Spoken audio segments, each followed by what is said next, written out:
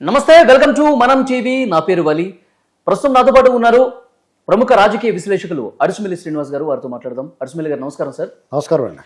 అడుసుమిల్లి గారు, రిషికొండ ప్యాలెస్ ఎంత రాజభోగంతో 500 కోట్ల రూపాయల ప్రజాధనాన్ని దుర్వినియోగం చేసి కట్టారో మనం చూసాం. ఆ విజువల్స్ చూస్తేనే అందరూ ముక్కున వేలేసుకునేలా మనకు కనిపించినాయి. ప్రస్తుతం ఒక పర్యావరణవేత్త, మాజీ ఐఏఎస్ అధికారి ఈఏఎస్ శర్మ గారు కేంద్రానికి ఒక లేఖ రాశారు. రిషికొండ ప్యాలెస్ను కూల్చేయండి, పర్యావరణాన్ని పూర్తిగా తూట్లు పొడిచారు, సో ప్రకృతి సహజ వనరులను కూడా కొల్లగొట్టి ఆ నిర్మాణం చేయడం అవసరమా, దాన్ని వెంటనే కూల్చిపడండి అంటూ కేంద్రానికి లేఖ రాసిన పరిస్థితుంది సార్. ఇప్పుడు శర్మ గారిని మనం ఆయన చిత్తశుద్ధిని కానీ, ఆయన డెడికేషన్ కానీ, పర్యావరణం పట్ల ఆయన బాధ్యతను కానీ మనం తక్కువ చేయలేమండి. ఖచ్చితంగా ఇటువంటి ఏం జరిగినా ఆయన ఏ ప్రభుత్వం ఉన్నా స్పందించాడు. ఆయన ఈవెన్ వైజాగ్ స్టీల్ ప్లాంట్ గురించి కూడా స్పందించాడు. ఆయన ఏ విషయంలో ఉన్నా ఆయన బాధ్యతగా, సామాజిక బాధ్యతగా తీసుకున్నాడు. అనేక అంశాల్లో ప్రజాస్వామ్యం విలువలు కాపాడడానికి ఆయన, పర్యావరణాన్ని కాపాడడానికి ఆయన ప్రయత్నం చేశారు. అయితే దీన్ని కూల్చేయాలనటం మాత్రం అసంబద్ధం. ఎందుకంటే కారణం ఏంటంటే అది ప్రజాధనంతో నిర్మించబడింది, ప్రభుత్వ స్థలంలో నిర్మించబడింది.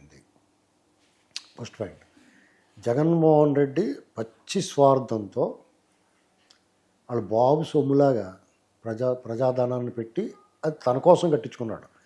ఇవాళ వాళ్ళ వంకర మాటలు ఏమన్నా మాట్లాడితే మాట్లాడి ఉండొచ్చు.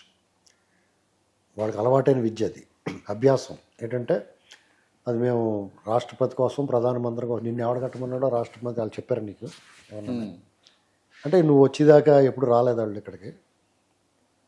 కాబట్టి ఆ విషయంలో జగన్మోహన్ రెడ్డి గారు తన కోసం, తన కుటుంబం కోసమే కట్టుకున్నాడు.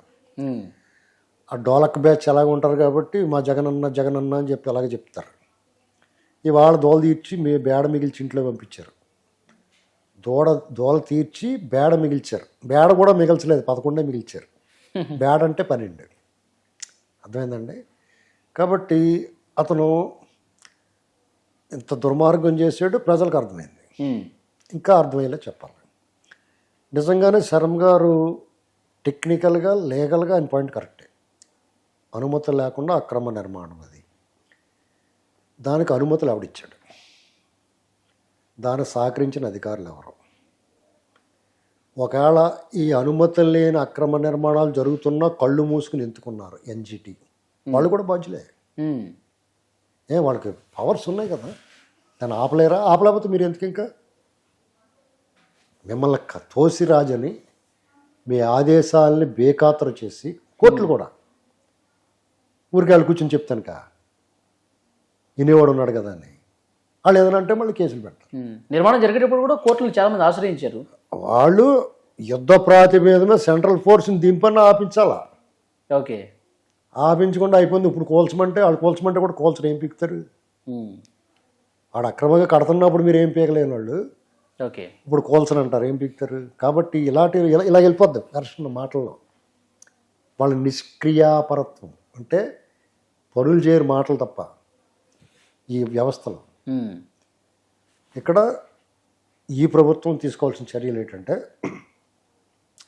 ఆ నిర్మాణానికి అనుమతులు ఇచ్చిన వాళ్ళని, ఎవరన్నా చూడటానికి వెళ్తుంటే అడ్డుకున్న వాళ్ళని, కోర్టు ఆదేశాలు బేఖాతరు చేసినందుకు, కోర్టు ఆదేశాల మేరకు పరిశీలనకి వెళ్ళిన వాళ్ళని అడ్డుకున్న వాళ్ళని, దాని వెనక ఉన్న వాళ్ళే అందరినీ బిహైండ్ ది బార్స్ పంపించాలి. First point.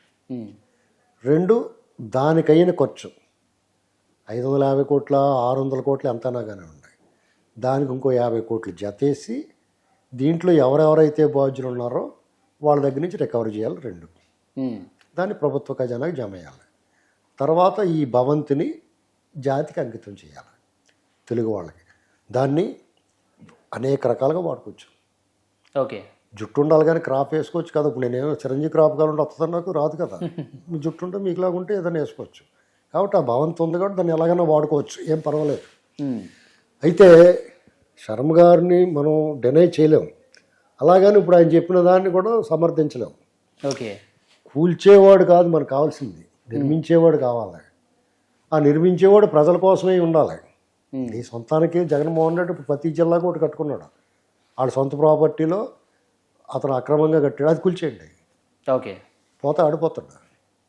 ఇది ప్రజాధనం కదా. ఒకవేళ జగన్మోహన్ రెడ్డి కట్టినవన్నీ కూడా ప్రజాధనంతో కట్టాడు, ఆ స్థలాన్ని అక్రమం అనుకోండి, అప్పుడు అవి కూడా జాతికి అంకితం చేసేయాలి. ప్రభుత్వ కార్యాలయాలకు స్వాధీనం చేసుకుని ప్రభుత్వ కార్యాలయాల కింద మార్చేయాలి, అవును. కోల్చకూడదు. వాడికి పనిష్మెంట్ వేయడం ఉన్నారో కూలితే మళ్ళీ కట్టుకుంటాడు ఎప్పటికప్పుడు, ఏదో రంగం అనుమతి తెచ్చుకుని. అలా కాదు, ఈసారి అనుమతులు తీసుకుని కట్టుకుంటాడు, ఎందుకంటే అటు దొబ్బేసిన డబ్బులు బోళ్ళని ఉన్నాయి కదా. వాటిని స్వాధీనం చేసుకోవాలి. స్వాధీనం చేసుకుని ప్రభుత్వానికి అవసరం ఉంటుంది కదా, దానికి వాడుకోవాలి. ఎందుకంటే చంద్రబాబు నాయుడు గారు నిర్మించేవాడే కానీ కూల్చేవాడు కాదు. ఓకే. సో వైసీపీ నాయకులు కొంతమంది చెప్తా ఉన్నారు సార్, ఇది గుర్తుపెట్టుకోవాలి. వాళ్ళు ఏమంటున్నారు, ఇది ప్రభుత్వ భవనం, ఈ ప్రభుత్వం దానికి ఇష్టం వచ్చినట్టుగా వాడుకోండి, ఇది కేవలం జగన్మోహన్ రెడ్డి గారు ఏదో విలాసవంతంగా కట్టుకున్నారని చెప్తున్నారు, ఇది ఆయన సొంత ప్యాలెస్ కాదు కదా, ప్రభుత్వ భవనం అని చెప్పేసి వాళ్ళు చెప్తా ఉన్నారు. ఇప్పుడు నక్కిటికాయలు ఉంటాయి, అవి తినేసి తూని ఉమ్మేస్తుందంట, ఊసి శుభ్రం కడుపు నిండా తినేసిన తర్వాత, కడుపు నిండిపోయిన తర్వాత దానికి ఎక్కువైపోద్ది కదా, అప్పుడు ఊసేస్తుంది అన్నమాట బాగాలేవని. ఇవాళ ఎదకోరు చెప్తారు, మరి ప్రభుత్వ భవనం అయితే ఎందుకు చూడలేదు, రా అంటాను నేను, అన్నీ రా అని పిలుస్తాను, ఎందుకు చూడలేదు, అంత దాపరికం ఎందుకు, అంత గోప్యం ఎందుకు పాటించాలి, గోప్యత ఎందుకు పాటించాలి అంటే ఊరు పసుపు ఊరు కుంకుమతో సిగ్గులేదా మీకు? దుబ్బేసిన డబ్బులు లక్షల కోట్లు ఉన్నాయి కదా, దాంతో నువ్వు కట్టుకుంటే ఎవడొద్దన్నాడు నిన్ను? బంగారం లేట ఋషికండ వాళ్ళు ఆల్రెడీ 200 కోట్లు ఖర్చు అయింది అప్పుడు, లేకపోతే 100 కోట్లు అని ఏముంటుంది. అక్కడ హరిత రిసార్ట్స్ అని ఒకటి కట్టారు కదా ప్రభుత్వం, అది నడుస్తుంది కదా ఏపీ టూరిజం వాళ్ళది. అది కొట్టేసి అది క్లీన్ చేసేసి ఆ గుండు కొరిగిచ్చేసి ఆ కొండన మొత్తం పాడు చేస్తారు మీరు. అవును. అంటే మీరు అందంగా కూర్చుని ఏరుకుంటాను కూడా సముద్రం కావాలి మీకు, ఇలా పచ్చిగా మాట్లాడతాం తేడా వస్తే.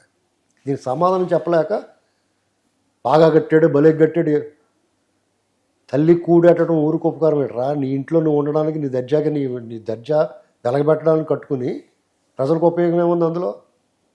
ఇప్పుడు మళ్ళీ వీళ్ళ బాధ్యత ప్రభుత్వాన్ని వాడుకోవచ్చు, బలవంతంగా నువ్వు ఏదో చేసేస్తావు, ఆ ప్రభుత్వం వాడుకోవాలి వచ్చిన వాళ్ళు. నువ్వు చెప్పక్కలేదు వాళ్ళు అలా వాడుకుంటావు, బుర్ర ఉన్నవాళ్ళు, నువ్వు బుర్రలేనుడు కాబట్టి నువ్వు ఇలా చేసావు ఆ పని.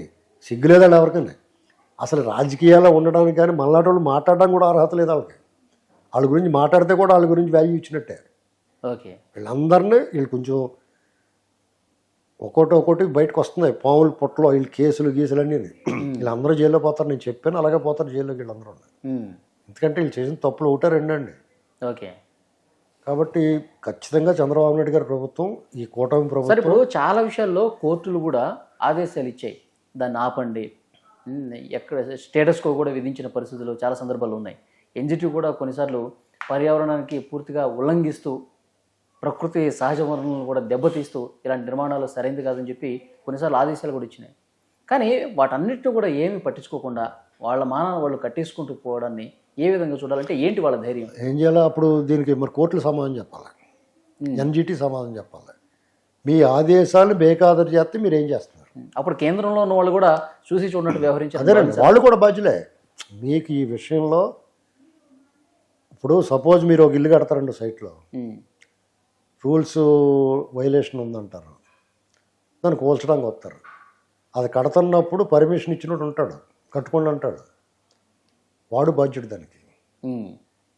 ఆ మధ్యన స్వామి అయ్యప్ప సొసైటీలో కూల్చేసారు చూడండి, అంత నిర్మాణాలు ఏదినప్పుడు అక్కడ టౌన్ ప్లానింగ్ వాళ్ళు వాళ్ళందరూ బాధ్యులు, వాళ్ళందరికీ ఉరిశిక్ష చేసేయాలి. ఒక బహుళ అంతస్తుల నిర్మాణాన్ని కూల్చుతున్నారంటే దానికి తప్పు ఎవడదే? ఆ కట్టినోడు దానికంటే తప్పు, దాని పర్మిషన్ ఇచ్చినోడు తిని దాన్ని చూస్తా ఊరుకున్నవాడు తప్పు ఎక్కువ. అవును, వాళ్ళు తప్పించుకుంటున్నారు కాబట్టి ఇలాంటి తప్పులు జరుగుతూ ఉన్నాయి. ఒక్కడు తప్పు చేస్తే నువ్వు శంకరగిరి మాన్యాలు పట్టిపోతావు, నీకు లైఫే హెత్తారా అంటాడు, ఇస్తాడు పర్మిషన్. ఒక తట్టమట్టి అయిన కూడా అక్కడ కాపలు పడుకుంటాడు అడ్డంగా. అవును, ఇక్కడ రూల్కి విరుద్ధమమ్మా, ఇక్కడ మీరు కట్టడం అడ్డంగా పడుకుంటాడు. ఎవరు కట్టరు? అవును, మీరు వాళ్ళు వదిలేస్తున్నారు. ఇప్పుడు సస్పెండ్ అయితే ఇంట్లో కూర్చుంటాడు, మళ్ళీ వచ్చేస్తాడు ఎవడో ఒకటి పట్టుకుని. కాబట్టి ఇది స్ట్రిక్ట్గా, ఇప్పుడు ప్రభుత్వ ఉద్యోగం అంటే జీతం నెల వచ్చేద్ది, ఒక హోదా ఉంటుంది, చట్ట రాజ్యాంగ రక్షణ ఉంటుంది, ఇలాంటి వెసులుబాట్లతో పాటు తప్పు చేస్తే దోలు తీరిపోద్ది అనేటువంటి భయం లేదు వాళ్ళకి. ఈ పోలీసులైనా ఐఏఎస్లైనా ఎవరైనా సరే బరిదెగించడానికి కారణం అదే. వాళ్ళ మీద ఇప్పుడు కోర్టు ఆదేశాలు బేఖాతరు చేశారండి కొంతమంది. ఇప్పుడు జగన్మోహన్ రెడ్డి హయాంలో అనేక మంది అధికారులు కోర్టుకు వెళ్ళారు. కోర్టు చివాట్లు పెట్టింది, తలంటేసింది, కాంట్రించి ఉమ్మేసింది, గోడగుచ్చి వేయించింది, ఆఖరికి శిక్షలు కూడా వేసింది వాళ్ళకి. ఎలాంటి శిక్షలు వేసింది కోర్టు? ఆశ్రమానికి వెళ్ళి పూల మొక్కలు శుభ్రం చేయండి, పూల మొక్కలు నీళ్లు పోయండి, తలుపులు తొడవండి, కొట్టించుకుని తడికొట్టండి, ఇలాంటివి చెప్పారు. అలాంటి శిక్షలు అయ్యి అలా అంటే విమర్శించారంటారు. కాదు, ఖచ్చితంగా వాళ్ళకి మీరు ఒక 15 రోజులు జైల్లో ఉండాలని అని చెప్పాలి. లేదా ఒక సాధారణ పౌరుడికి ఏ శిక్ష ఉంటుందో చట్టం అందరికీ సమానమే కదండి. అవును అవును. మరి ఇలాంటి విషయాలు చూస్తున్నప్పుడు మీకు చట్టం మీద, రాజ్యాంగం మీద ఎవరికైనా గౌరవం ఎందుకు? జగన్మోహన్ రెడ్డి బరి తెగించడానికి కారణం ఇదే. వ్యవస్థలో తన పని తాను చేయకపోబట్టే, వ్యవస్థలు కూడా పక్షపాత వైఖరి వహించబట్టే, వ్యవస్థలు కూడా పేదవాడిని పెద్దవాడిని ధనవంతుడిని మధ్య వ్యత్యాసాన్ని గమనించి దానికి తగ్గట్టు వ్యవహరిస్తున్నాయి కాబట్టే ఇప్పుడు జగన్మోహన్ రెడ్డి 10 ఏళ్ళ నుంచి జైల్లో బయట బెయిల్ మీద తిరుగుతున్నాడు. నువ్వు నేను తిరగలం అలాగా? ఒక నోటీస్కి రాకపోతే నాన్ బెయిల్బుల్ వారెంట్ వచ్చి పట్టిపోతారు. అవును. మరి ఆ వ్యత్యాసం ఎందుకు చూపించాలి వాళ్ళు? దీన్ని ప్రశ్నించేవాడు ఎవడో, అసలు దీన్ని పట్టించుకునేవాడు ఎవడో? శర్మ గారి ఆవేదన లేకపోతే ఆయన రూల్ ఉండొచ్చు, అది కోల్చడం కరెక్ట్ కాదు, కోల్చరు. అదే ఎన్జిటి ఆదేశాలు ఇచ్చినా కోల్చరు. ఏం పిక్తారు పేకండి చూద్దాం. ఓకే, ఆయన కూలుస్తూ దీన్ని ఎవరైతే నిబంధనలు ఉల్లంఘించి కట్టారో సో వాళ్ళ దగ్గర నుంచి వసూలు చేసి అప్పుడు కూల్చండి అని చెప్పేసి అంటున్నారు. వాళ్ళ దగ్గర నుంచి వసూలు చేయాలి, వాళ్ళని జైల్లోనే పెట్టాలి, ఇది జాతికి అంకితం చేయాలి. ఈ 3 చేయాలి. కోల్చడం కరెక్ట్ కాదు. చూద్దాం సార్ నెక్స్ట్ ఏం జరుగుతుంది. పైగా దానికి డిజైన్ చేసిన వాళ్ళు, అనుమతులు లేదని డిజైన్ చేసిన వాళ్ళకి వాళ్ళ సర్టిఫికెట్లు కట్టయినా ఉంటే రద్దు చేసేయాలి. ఓకే, వాళ్ళ చేత ఎవరన్నా ఇంకో రూల్ పెట్టాలి, వీళ్ళ చేత ఎవడన్నా డిజైన్ చేయించుకుంటే అవి కూలుతామని చెప్పాలి. అప్పుడు వాళ్ళు నోరు మూసి కూర్చుంటారు, ఇంటి తప్పు అయిపోయింది. ఇలాంటి పనులు చేయరావడం. ఓకే, సపోజ్ దానికి ఒక ఎవరో డిజైన్ చేస్తారు, ఈ ఫస్ట్ వాళ్ళు అనుమతులు ఉన్నాయో చూసుకోవాలి కదా. చేయకుండా ఇలాంటి కట్టేయమని చెప్పావు, అంత ఖర్చు పెట్టించే ప్రజాధనాన్ని రకరకాల ఇటాలియన్ మార్బుల్స్ వేయించి, ఇంకా అతని చేత ఇంకొకళ్ళు ఎవరైనా డిజైన్ చేయించుకుంటారు ఇంకేదో పెద్ద ప్రాజెక్టు, ఈ కూలుతాం అబ్బాయి అని చెప్పాలి. ఇది కొంచెం అవుట్ ఆఫ్ ది వేలా అనిపిస్తుంది, కానీ సెట్ అయిపోద్ది అంతా. కానీ ఇక్కడ మరొక ముఖ్యమైన విషయం సార్, జగన్మోహన్ రెడ్డి గారి ప్రభుత్వంలో 100% పూర్తయిన ప్రాజెక్ట్ ఏది అంటే ఋషికొండ ప్యాలెస్ అంట. అది కూడా పూర్తవాలి, కొన్నాటికి సోపాలు అయ్యి అడ్డదిడ్డంగా పెట్టేసి ఉన్నాయి. చూద్దాం సార్ నెక్స్ట్ ఏం జరగబోతుందో. Thank you very much.